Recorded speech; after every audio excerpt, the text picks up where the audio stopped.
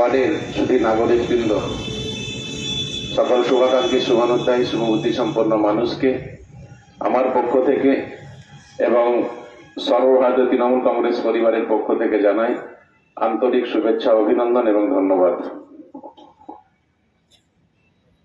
আমরা জানি 1947 সালের 15ই আগস্ট আমাদের দেশ স্বাধীন হয়েছে। তাহলে আবার 26শে জানুয়ারিটা কেন আমরা পালন করব? এই বিষয়ে আমাদের জানার দরকার আছে। অনেকে জানেন, তাও আরেকবার স্মরণ করিয়ে দিই। আমাদের দেশ যখন স্বাধীন হয়, স্বাধীন ভারতবর্ষ কি নিয়মে চলবে সেই নিয়ম প্রণালী কিন্তু কোনো বই ছিল না, কোনো নিয়মাবলী ছিল না। তো তৎকালীন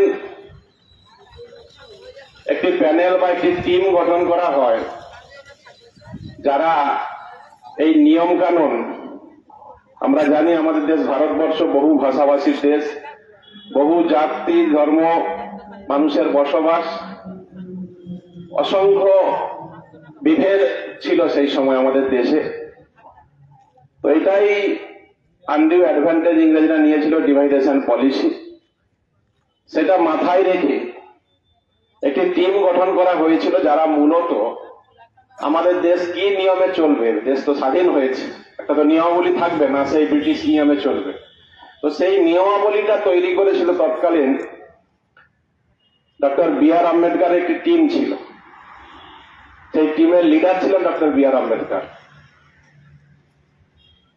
তো তিনি ভারতবর্ষের অতীতকে মাথায় রেখে এবং আগামী ভবিষ্যৎ কিভাবে চলবে সেটাও মাথায় রেখে তিনি এবং তিনার টিম সংবিধান রচনা করেছিলেন। মানে নিয়ম কানুন কি হবে সেটা একটা বইয়ের মধ্যে যখনই প্রকাশিত হলো, সেই বইটা হচ্ছে সংবিধান, নিয়ম কানুন বই, দেশ কিভাবে চলবে।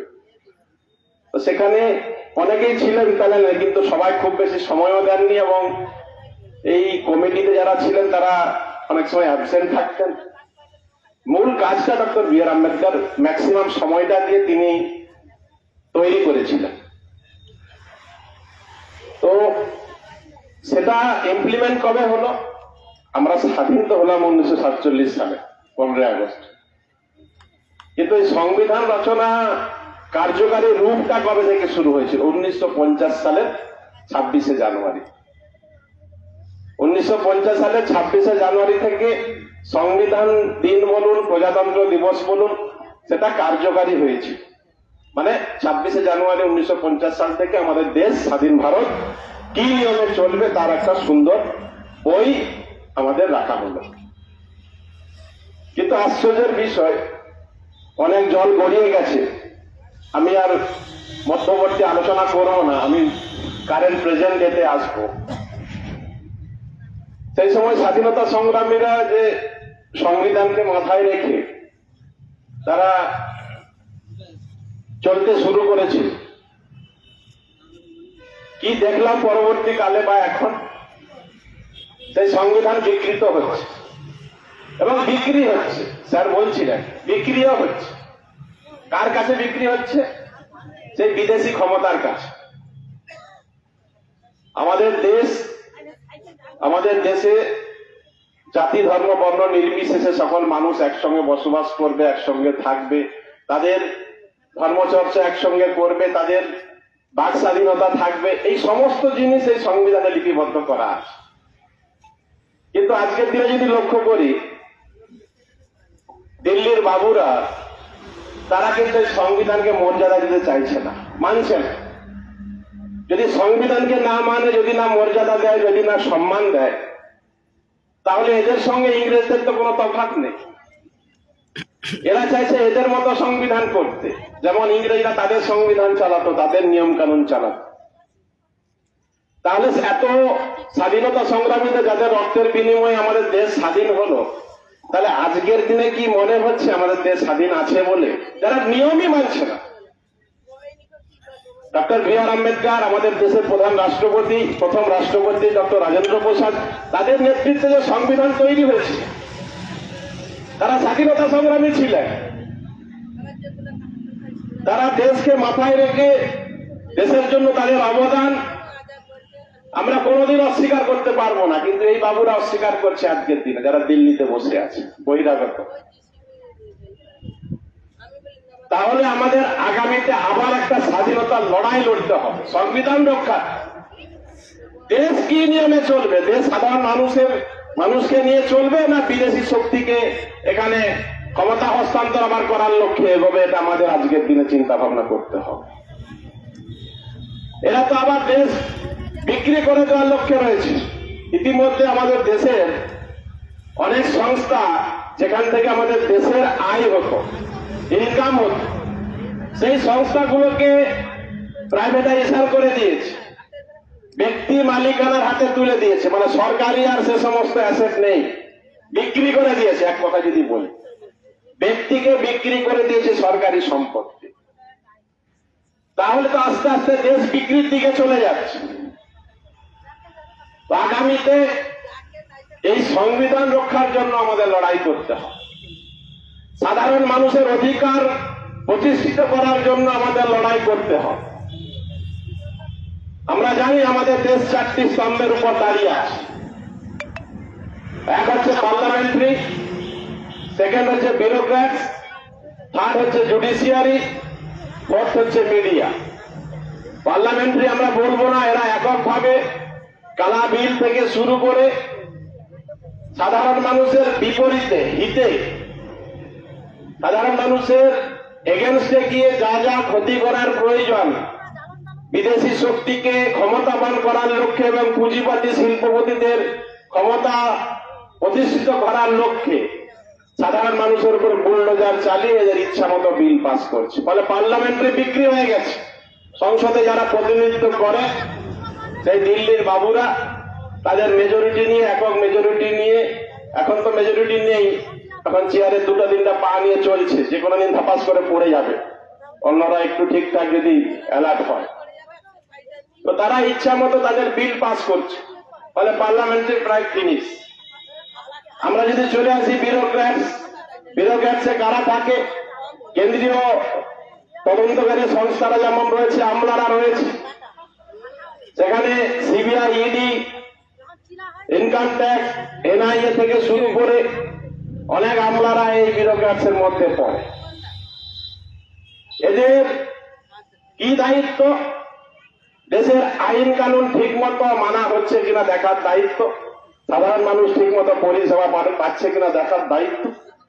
কিন্তু সেই আমলারা কি করছে?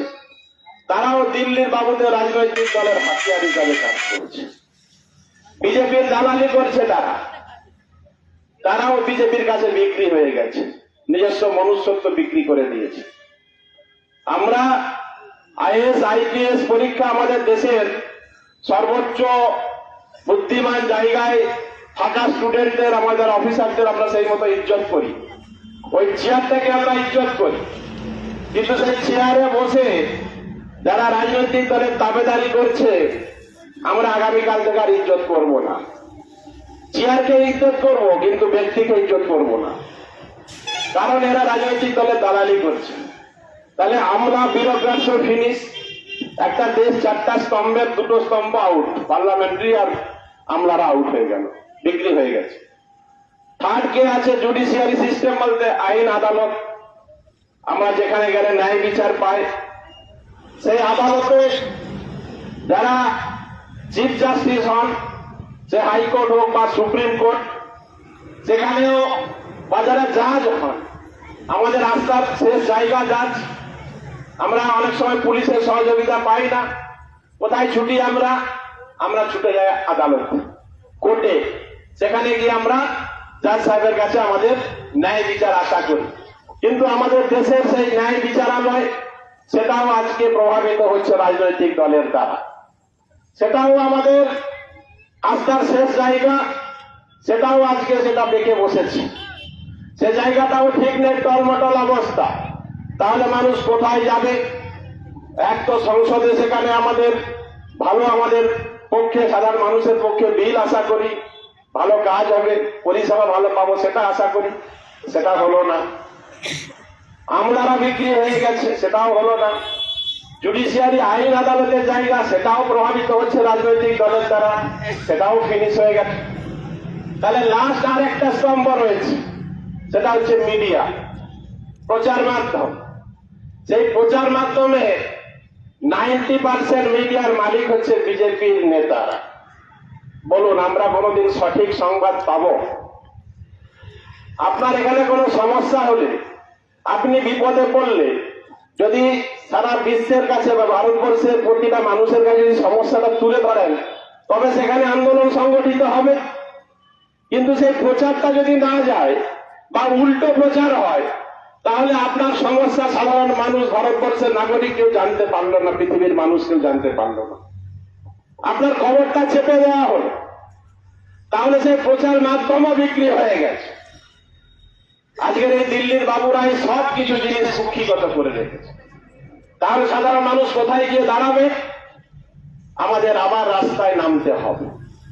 এবং আমাদের মাননীয় মুখ্যমন্ত্রী মমতা বন্দ্যোপাধ্যায় এজন্যই আপনারা লক্ষ্য করে দেখবেন, এই আমলারা যারা সিবিআই, ইডি, যারা ইচ্ছাকৃত ভাবে সাধারণ মানুষকে হেনস্থা করছে রাজনৈতিক কারণ, পার্লামেন্টে ভুলভাল বিল পাস করছে, মিডিয়ার একাংশ বিক্রি হয়ে গেছে, জুডিশিয়ারি সিস্টেম সেখানে প্রভাবিত হচ্ছে রাজনৈতিক দলের দ্বারা। এই জন্য মুখ্যমন্ত্রী মমতা বন্দ্যোপাধ্যায় রাজপথে মাঝে মধ্যে নামেন। বিরোধীরা বলে না যে মুখ্যমন্ত্রীকে কেন রাস্তায় নামতে হবে? এজন্যই মুখ্যমন্ত্রীকে রাস্তায় নামতে হবে। আগামীর যে লড়াই, আবার একবার স্বাধীনতার লড়াইয়ের জন্য আমাদের প্রস্তুত হতে হবে। এই সংবিধান প্রতিষ্ঠার জন্য, পুনরায় সংবিধান প্রতিষ্ঠার জন্য মুখ্যমন্ত্রী মমতা বন্দ্যোপাধ্যায় রাস্তায় নামেন, মিছিল করেন, মিটিং করেন সাধারণ মানুষকে নিয়ে। বাংলার অবদান স্বাধীনতায় আমরা কোনোদিন অস্বীকার করি না। ভারতবর্ষে সব থেকে বেশি স্বাধীনতা সংগ্রামী পশ্চিমবঙ্গে ছিল। পশ্চিমবঙ্গের মানুষ ক্ষমতা রাখে, তারা দিল্লির গদিতে বসার ক্ষমতা রাখে, সেই কোয়ালিটি, সেই গুণমান তাদের রয়েছে। প্রধানমন্ত্রিত্ব দেওয়ার ক্ষমতা রাখে, দেশ চালানোর ক্ষমতা রাখে বাঙালিরা আমরা। কিন্তু আমাদের অবহেলার পাত্রে আমাদের রাখা হয়। দিল্লিতে বাঙালিদের কোনো গুরুত্ব দেওয়া হয় না। বাঙালি মানে এখন বাংলাদেশি বলে বিদেশে পাঠিয়ে দেওয়া হয়। আমি তো অল ইন্ডিয়া বেসিসে কার র্যালি করি, কিছুদিন আগে রাজস্থানে গেছিলাম। বাঙালি বলতে আমার প্রথম কথা একটু ভয় লাগছিল। এই না বাংলাদেশে পাঠিয়ে দেয়, ইভেন্টে গেছি, যদি তুলে পাঠিয়ে দেয় আমি ইভেন্টও করতে পারবো না। শুধু এই নয়, পেপার পত্রিকা, নিউজ চ্যানেলে দেখুন প্রতিনিয়ত, যারা অনেকে তো বাংলার বিভিন্ন জায়গায় কাজ কর্মসূত্রে আছে, বা আপনি কোনো নিজের কাজেও গেলেন, আপনার এখন ভয় লাগবে, এই মনে পুলিশ অ্যারেস্ট করে মনে অন্য কোথাও পাঠিয়ে দেবে। এই বিচারিতা বলুন বা এই যে দ্বিধা বিভক্ত, এই ডিভাইডেশন পলিসি কোথায় ছিল? কারা নিয়ে এসছে এগুলো? এই দিল্লির বাবুরা নিয়ে এসছে। এরা সাধারণ মানুষকে মানুষ বলে মনে করে না। আজকে ধর্মগুরু শঙ্করাচার্য, তার উপরে এরা আঘাত হানছে, তাকেও মারধর করছে। এরা অ্যাকচুয়ালি না কোনো ধর্ম জানে, না কোনো সংবিধান জানে, না আইনকে মান্যতা দেয়। শুধু অপেক্ষায় আছি আমরা, আগামীতে দিল্লির গদিচ্যুত করতে হবে। যেমন ইংরেজদের গদিচ্যুত করা হয়েছিল, দেশ থেকে বিতাড়িত করা হয়েছিল, এদেরকেও দিল্লির গদি থেকে নামাতে হবে। তো আগামী 26-এ লড়াইয়ের জন্য আমাদের প্রস্তুত হতে হবে। সাধারণ মানুষের অধিকার রক্ষার্থে আমাদের লড়াই এবারে। সংবিধান প্রতিষ্ঠার লড়াইয়ের, সংবিধান প্রতিষ্ঠা করার লড়াই আমাদের এবারে। জুডিশিয়াল সিস্টেমকে প্রতিষ্ঠা করার লড়াই। পার্লামেন্টে ঠিক মতো যাতে সাধারণ মানুষের পক্ষে বিল পাস হয় তার লড়াই। বিউরোক্র্যাটসে তাদের ডিউটি যারা পালন করে, যারা জেগে ঘুমিয়ে আছে, তাদের ডিউটিটা বুঝিয়ে দেওয়ার লড়াই। এইটুকু কথা বলবো। আজকের দিনে খুবই গুরুত্বপূর্ণ দিন। মানুষ তার অধিকার কবে থেকে কিভাবে পাবে, 1950 সালের 26শে জানুয়ারি আজকের এই দিনটি থেকে শুরু হয়েছিল। মানুষ কি নিয়মে চলবে, দেশ কি নিয়মে চলবে, ভারতবর্ষ কি নিয়মে চলবে, 1950 সালের 26শে জানুয়ারি সংবিধান দিন বা প্রজাতন্ত্র দিন হিসাবে আমরা পালন করি। তো আজকের দিনে এইটুকু কথা বললাম। আপনারা সকলে ভালো থাকবেন, সুস্থ থাকবেন এবং আগামী লড়াইয়ের জন্য আমাদের প্রস্তুত হতে হবে। সকল শুভানুধ্যায়ীকে আমার পক্ষ থেকে আরেকবার আন্তরিক শুভেচ্ছা, অভিনন্দন, ধন্যবাদ জানিয়ে আমার বক্তব্য শেষ করছি। জয় হিন্দ, বন্দে মাতরম। সকলে ভালো থাকবেন, সুস্থ থাকবেন। ধন্যবাদ।